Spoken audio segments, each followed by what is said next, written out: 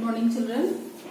Today I will explain you the atoms and molecules, class 9 chemistry. So actually, what is atomicity? Today I will explain you about the atomicity and the ions, which are the charged particle, and different types of ionic compounds, and as well as the different types of bonds. This is for today's topic. So first I want to tell you what is atomicity. Atomicity means number of atoms which are present in one molecule of an element. Means how many atoms the element has, according to which the atomicity is divided into different categories. First we will describe what is monoatomic. So monoatomic are those which are having only one atom, like sodium, Na, Mg, magnesium, aluminium atom. So these all elements, they have only one atom. So those elements which have only one atom, they belong to monoatomic. Now diatomic means which contains two atoms like oxygen, O2, chlorine molecule Cl2, bromine Br2, and so on. So they contain two atoms, means they are called diatomic, and those elements which contain three atoms, they are called triatomic, like ozone. The formula of ozone is O3. So O3 is triatomic because it contains three oxygen atoms. And in the same way, tetratomic means those which have four atoms, like phosphorus, P4. Phosphorus contains four atoms, that's why it is called tetraatomic. In the same way, pentatomic, hexatomic, like this it goes on according to the number of atoms which are present in the element. And octatomic means which have more than, means which have 8 atoms, we can say, because octa means 8, like sulfur 8, SH. Sulfur has 8 atoms, so it belongs to octatomic. So the number of atoms they have, according to which they are divided into monoatomic, diatomic, triatomic, tetratomic, octatomic, and so on. Now we'll come to the ions. What is ions? You might have heard. Ion is the charged particle which are present in the atom. And the charged particle, they either may be positive charge or it may be negative charge. And you all know that metals always have positive charge, non-metals have negative charge. The reason behind is that positive charge is formed by the loss of electrons and negative charge are formed by the gain of electrons. So those in which the electrons are lost, there the cations are formed, and where the electrons are gained, the anions are formed. Means cation is positively charged particle and anion is negatively charged particle. We can take the example of Na plus Cl gives Na positive, Cl negative, like this. So how this Na positive comes and Cl negative comes? So first we will know what is the atomic number of sodium. So atomic number of sodium is 11 and the atomic number of chlorine is 17. So when we arrange this atomic number in different shells in sodium atom first, so in the first shell it occupies 2 electrons, in the second shell it occupies 8 electrons, in the third shell it occupies 1 electron. In the same way, when we consider the chlorine atom, in first shell 2 electrons, in second shell it occupies 8 electrons, and in the third shell it occupies 7 electrons. Now what will happen here? We can see in the sodium, in the last shell they have 1 electron, in the chlorine the last shell has 7 electrons.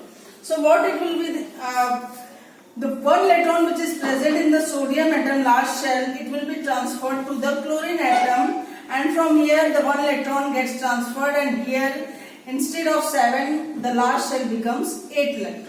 So to maintain this inert gas configuration, the sodium gives 1 electron to the chlorine atom, and that's why they form sodium positive ions, because sodium has lost 1 electron and chlorine has gained one electron, so it forms negative ion. So this Na positive means it is a cation and chlorine is an anion. So in this way the ions are formed.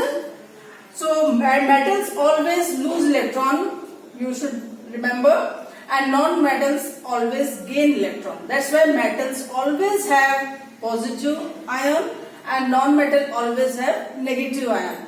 Like Na positive, sodium, aluminum Al positive, or any metal if you take, they have positive ion.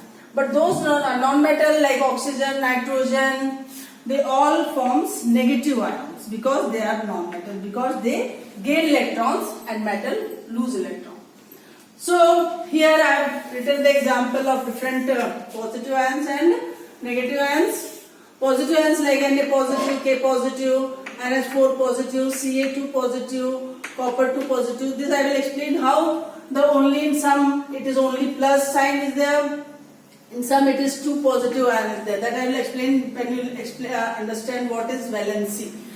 So today I will further now describe about the ionic compounds. Ionic compounds means those compounds which are made of ions. नाम से ही पता चल रहा है ionic means it is formed of ions, and ions you might have just heard. What is ion? Ion is a charged particle.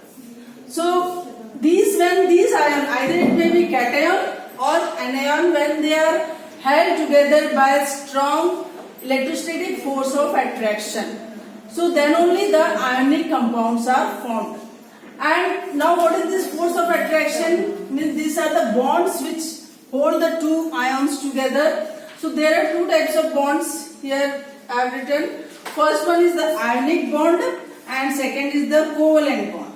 So what is the difference between ionic bond and covalent bond? Ionic bond is formed by the transfer of electrons and covalent bond is formed by the sharing of electrons. So transfer of electron means, just now I explained you the example of the sodium and chlorine. Here the sodium is transferring one electron to the chlorine atom, means here the ionic bond is formed.